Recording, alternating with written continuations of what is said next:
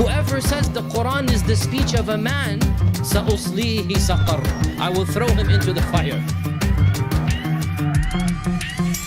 A fundamental article of faith for Muslims is that the Quran is the literal speech or word of Allah.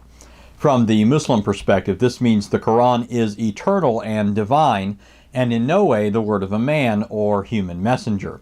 In fact, according to Surah 74, a person who says the Quran is the word of a man or human messenger will be cast into hellfire. Allah calls the Quran my speech, Kalamullah. And this leads us to a very important theological, aqadi principle. And that is that we as Muslims believe that the Quran is not just a human book. The Quran is not just a compilation. The Quran is not the words of a man. Whoever says the Quran is the speech of a man, Allah describes him as somebody who's a non-Muslim, right? In هَذَا إِلَّا قَوْلُ الْبَشَرِ. What is Allah going to do to somebody who says this is the words of a man? سَأُصْلِيهِ سَقَرَّ, I will throw him into the fire. This raises a problem because on at least 2 occasions, Muhammad, in his recitation of what Allah allegedly told him to say, did not simply refer to the Quran as the word of Allah transmitted by him, but rather referred to the Quran as the word of an honored messenger. In Surah 69 it says, "So I do call to witness what you see and what you see not, that this is truly the word of an honored messenger. It is not the word of a poet."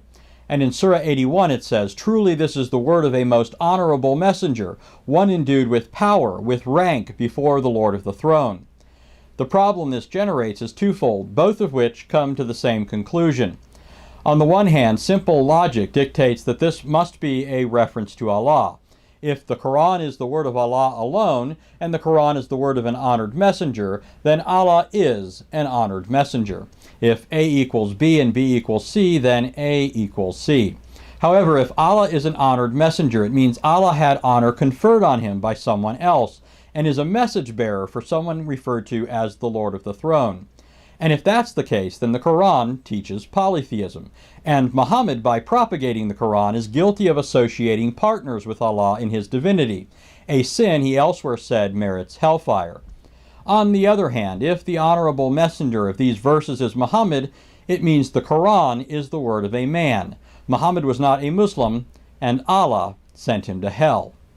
Whoever says the Quran is the speech of a man, Allah describes him as somebody who's a non-Muslim, right? In هَذَا إِلَّا قَوْلُ الْبَشَرِ. What is Allah going to do to somebody who says this is the words of a man? سَأُصْلِيهِ سَقَرَّ, I will throw him into the fire. And so either Muhammad peddled polytheism, or he taught that the Quran is the word of a mere man. In either case, he went to hell.